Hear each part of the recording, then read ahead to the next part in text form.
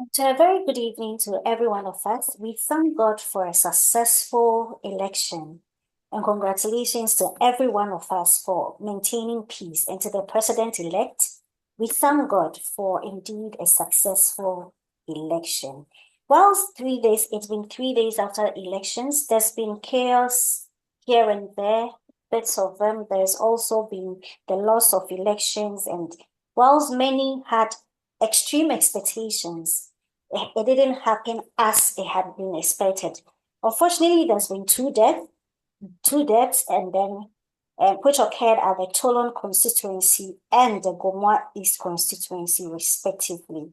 And there's been violence rocking various collation centers, and while publications and all that, which has caused a lot of more harm as many are still doing their best to cope with the loss.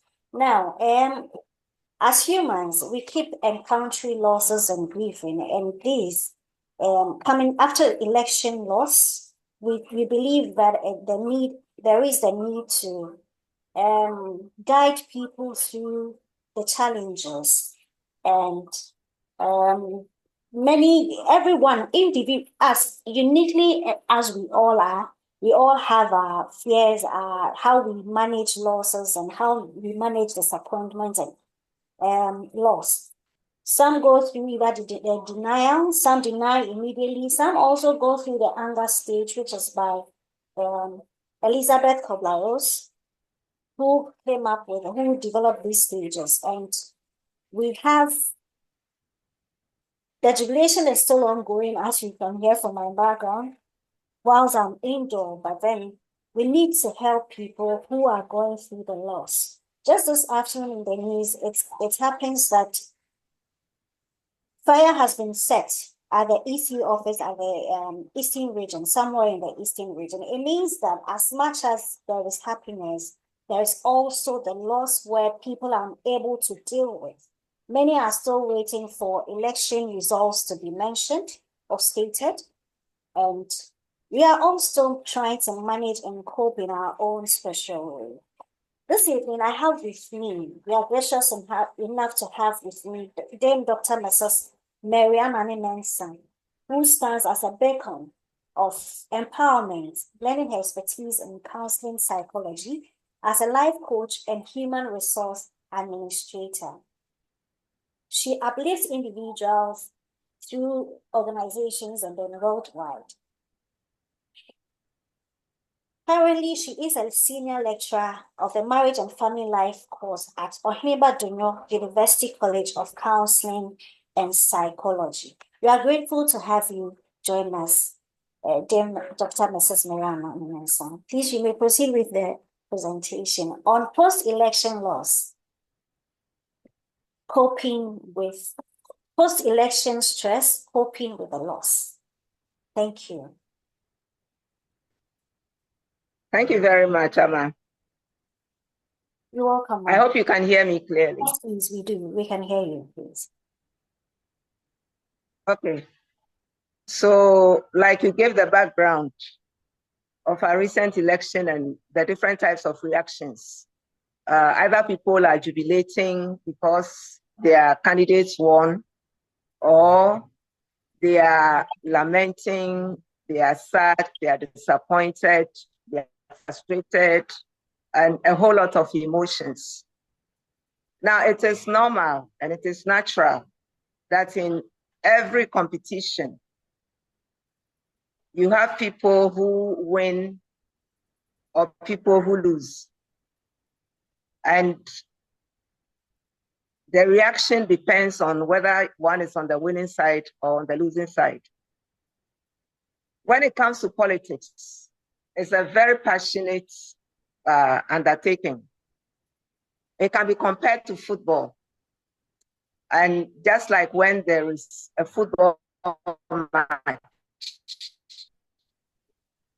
we can have our expectations be met in terms of our team winning, or we can be disappointed in terms of our team losing.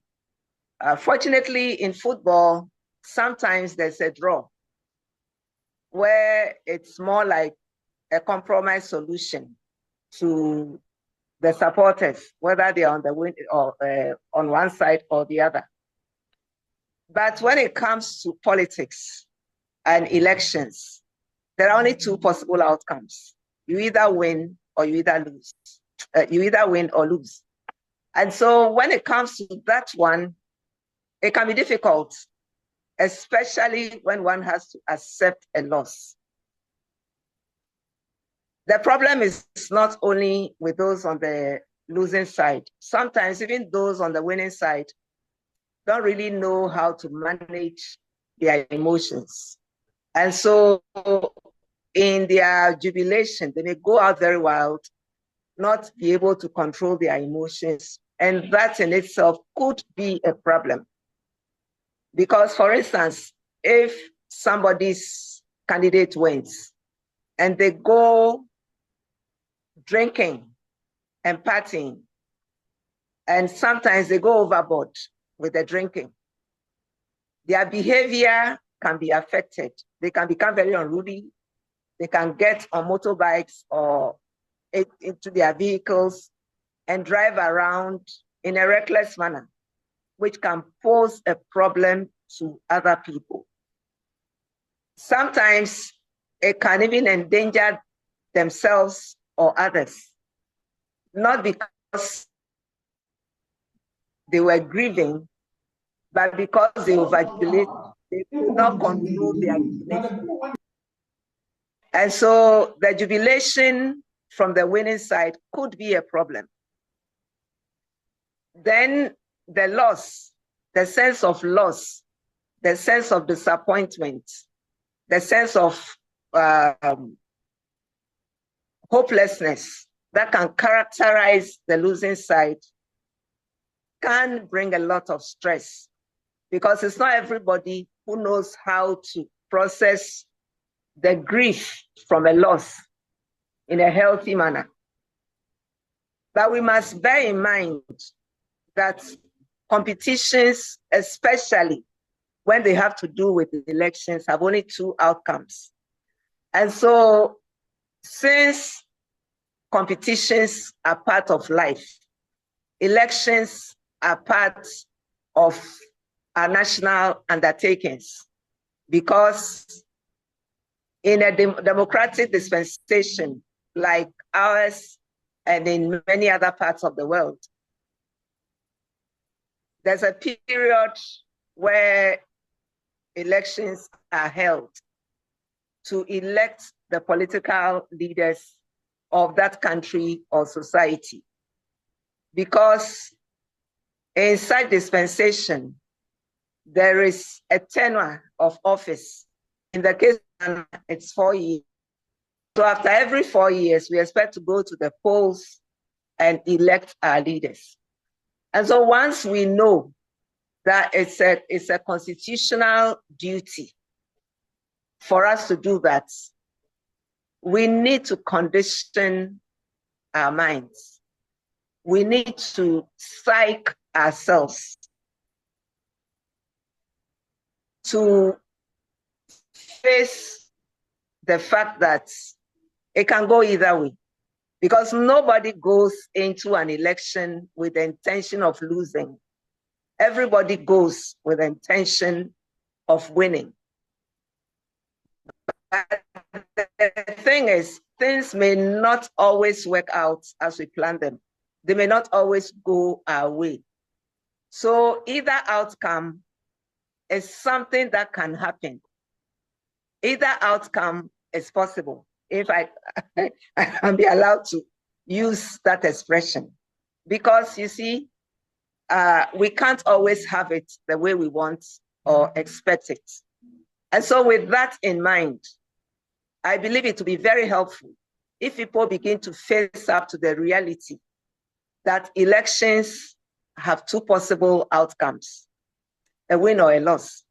Then they psych themselves, they prepare themselves, they condition themselves. How do we do the conditioning?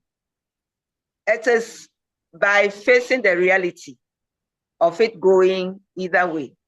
Now, it doesn't matter how much we think we've prepared. It doesn't matter how good a strategy we think we have. It doesn't matter how good a message we think we have. The outcome will only be known after the process is completed. That is, after the casting of votes, the counting of the ballots, the declaration of the results after collation and all that.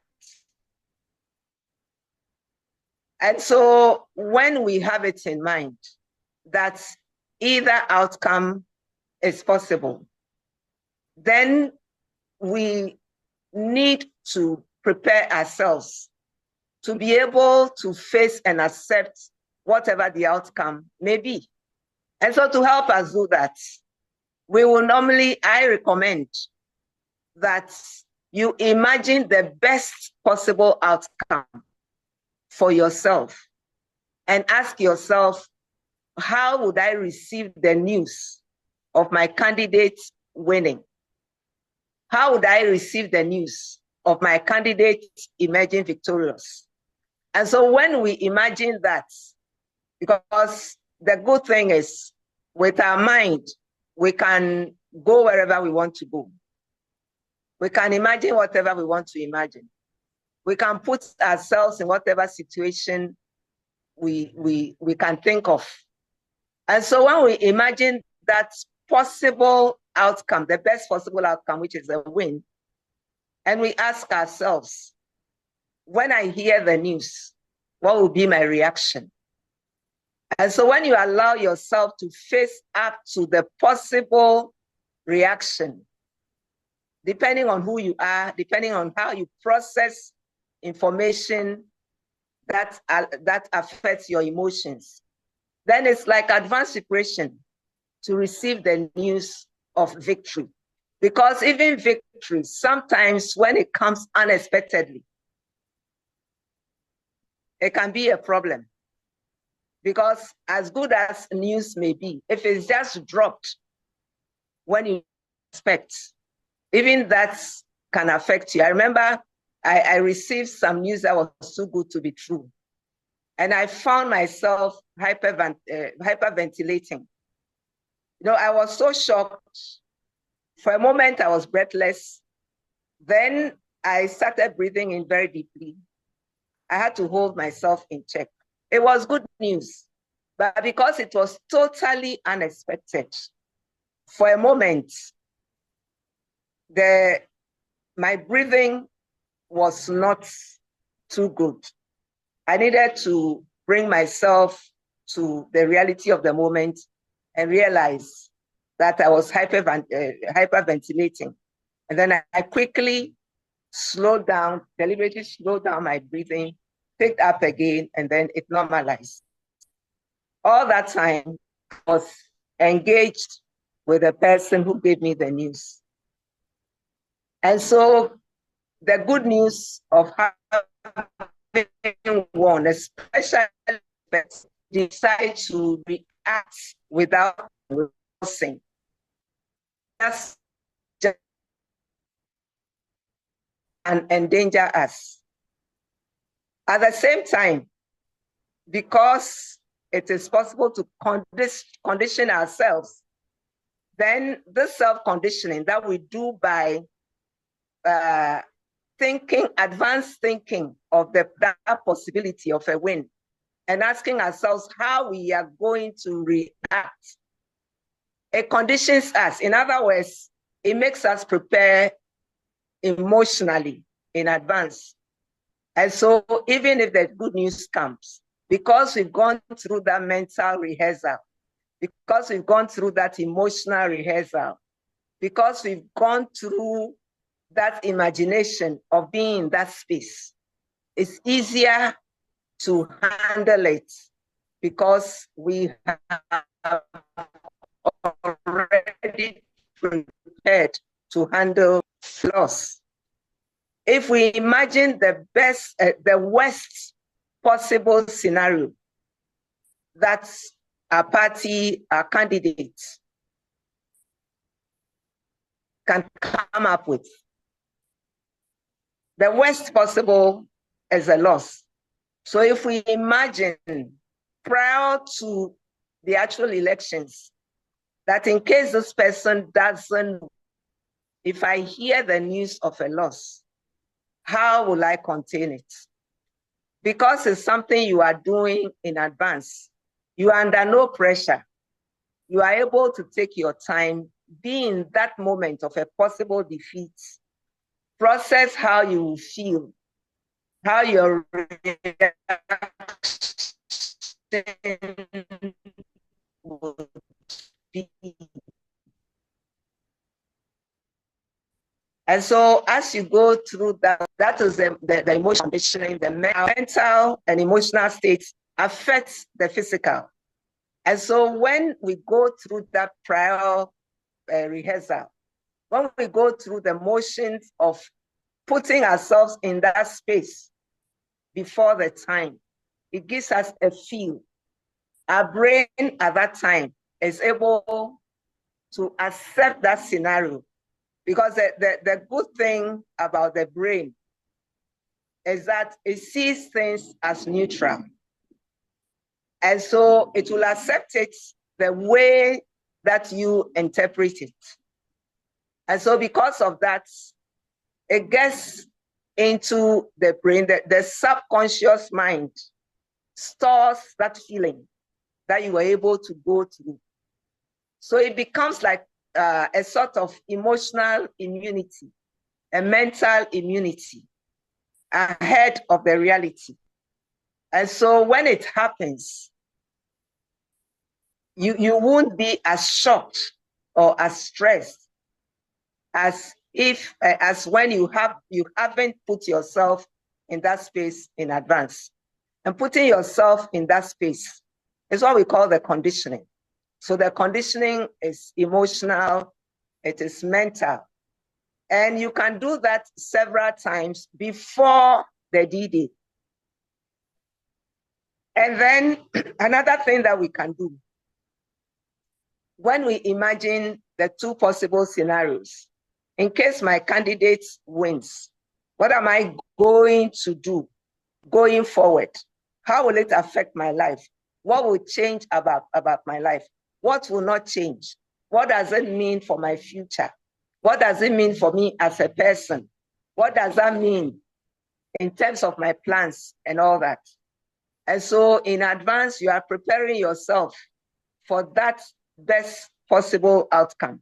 And then you also prepare yourself for the worst possible outcome, which will be a loss. What is going to be the effect of this loss on me? How is it going to affect my work?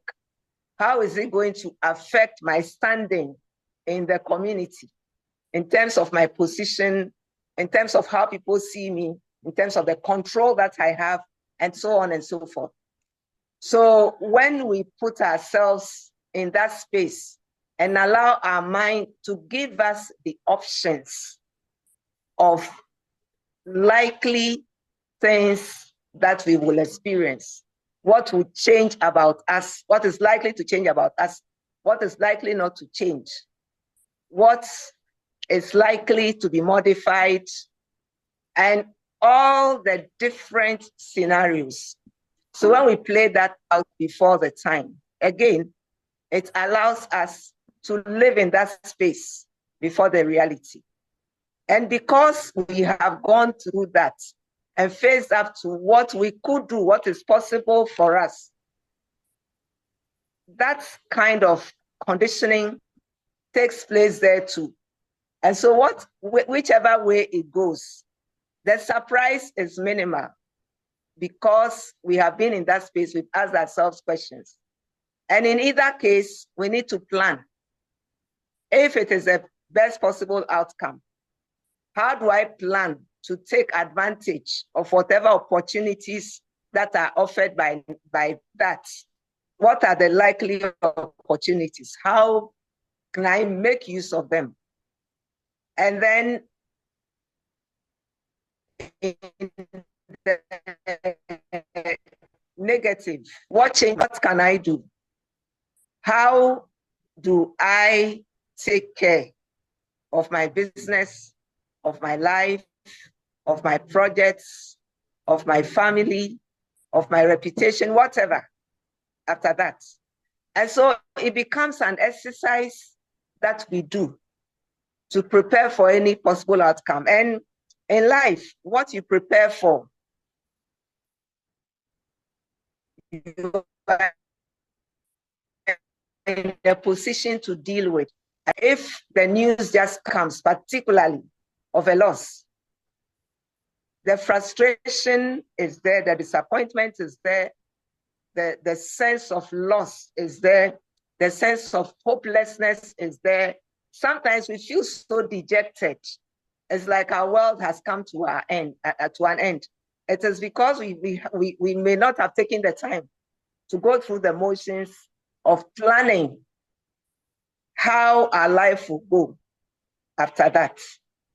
And so, assuming we have planned, so the news has come, it either calls for measured jubilation or calls for acceptance that it has happened. We cannot change it. How do we move on? So in either case, we are looking at it.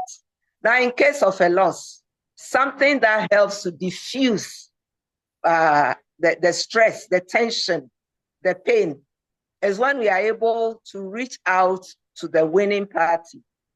They could be a friend, it could be a neighbor, somebody we know to be on the other side, but who we can reach out to.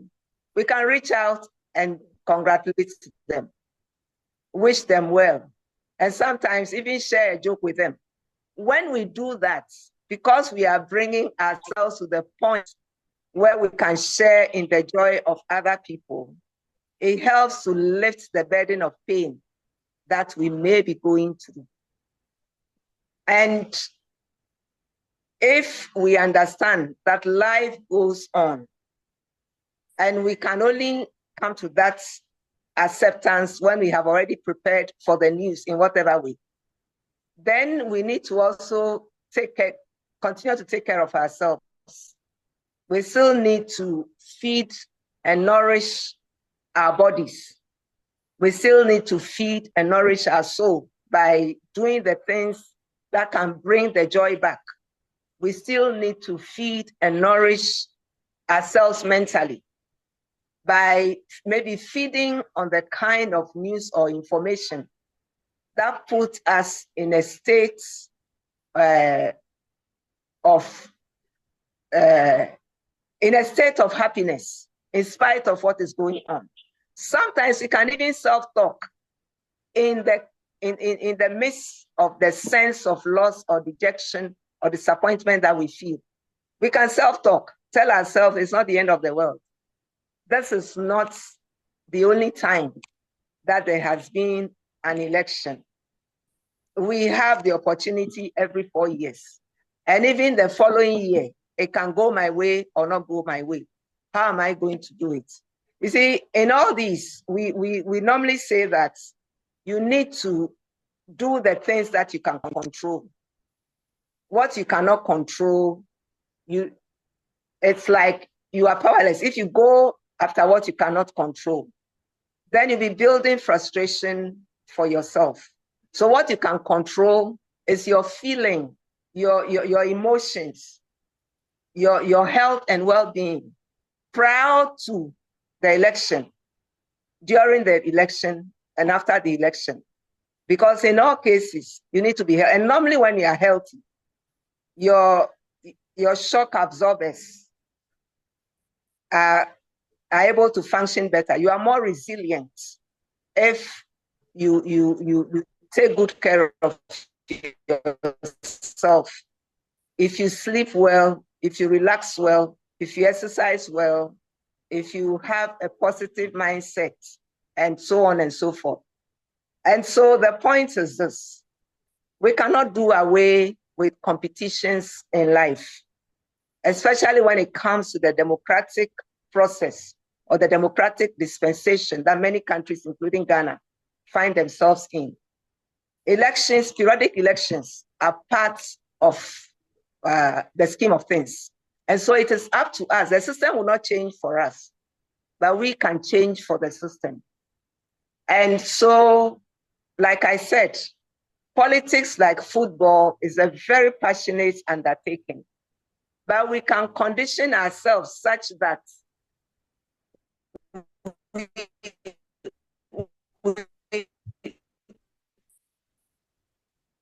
we don't allow the situation to continue. Looking at the acknowledging those things that we cannot control, and planning and preparing with those we can control in mind, and doing something about it to build the necessary resilience.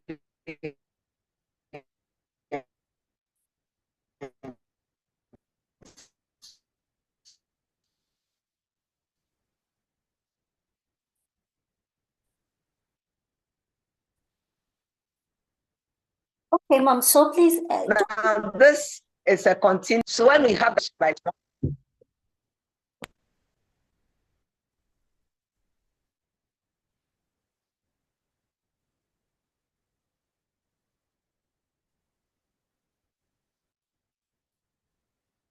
hello. yes, please. Yes, Doc. Doc, please, we can barely hear you. It's quite unstable, please.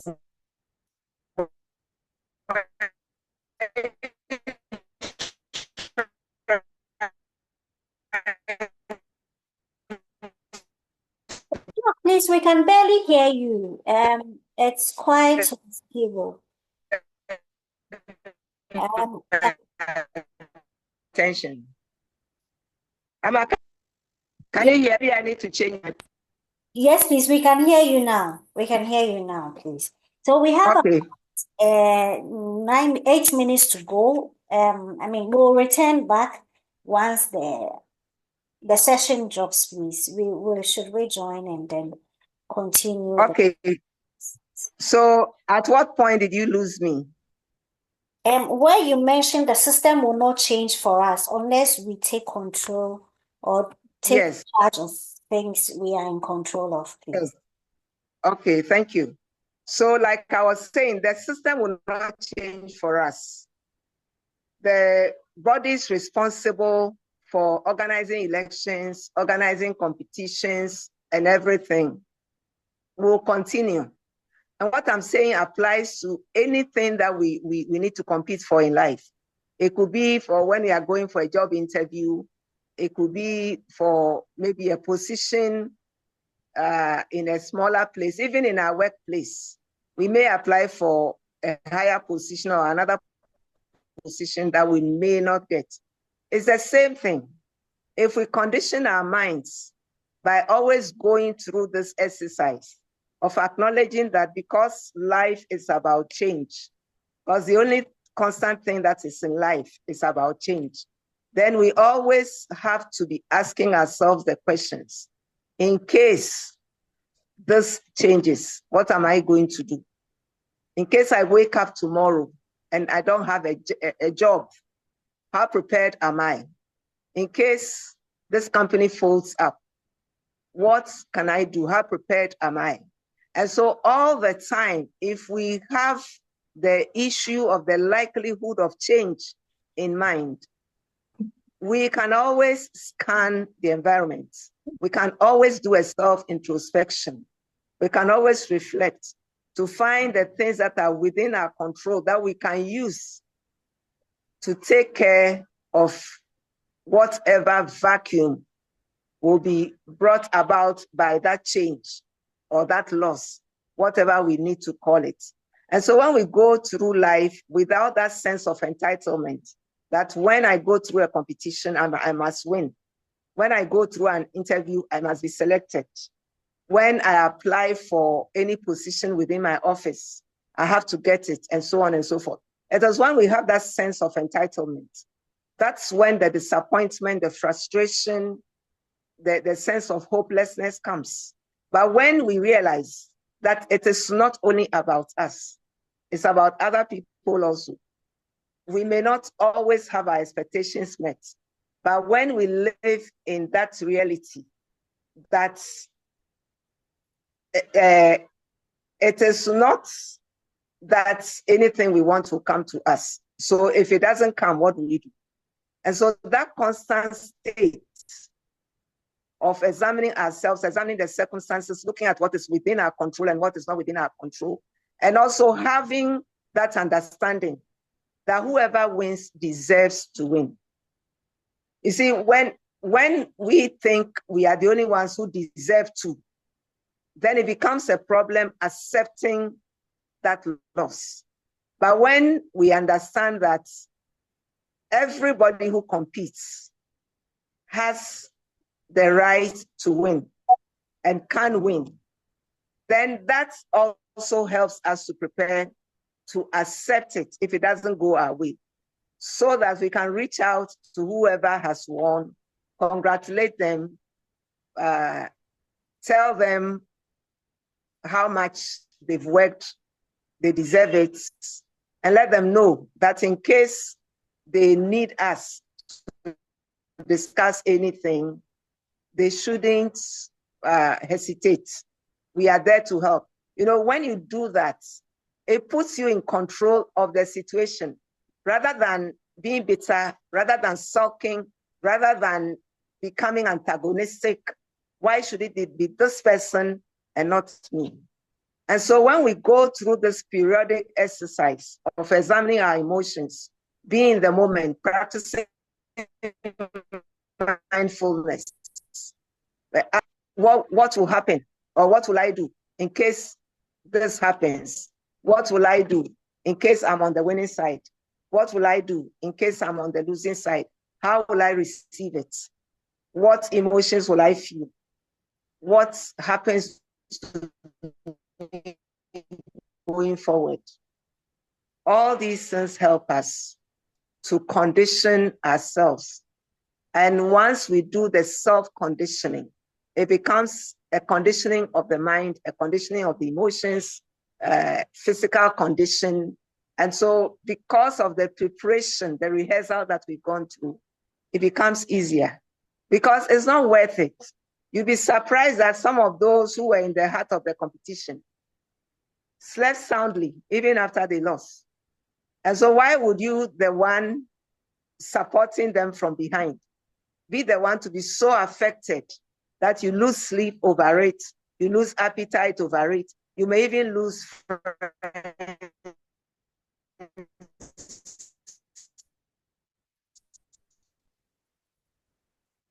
and all that. It's not worth it. It's not, because there is all. And so when we know this, then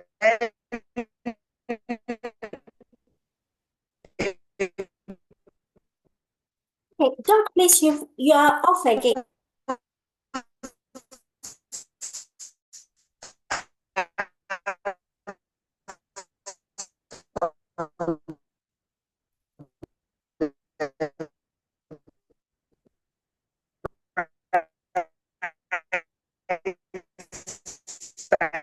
you already start looking at possibilities Doc, instead of what lose me. please, Hello, Amma, can you hear me?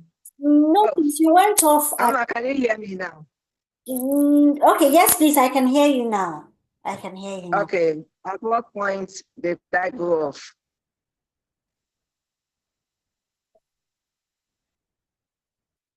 Well, it looks like I lost following it because the line started going on and off as well. After you mentioned about constant examination of self and the people involved. Okay, so that's what I was saying. And so I was saying that you'd be surprised that some of those who lost the elections had a very good sleep, even at that night, even when they knew they had lost. And so it's important to know that it's not the end of the world, because competitions will always come, opportunities will always come. And so when we don't get it, it's better to start thinking of another opportunity. And next time when we can have another goal, and already start planning, already start preparing, already start psyching ourselves. When we do that, it gives us the necessary distraction that we need.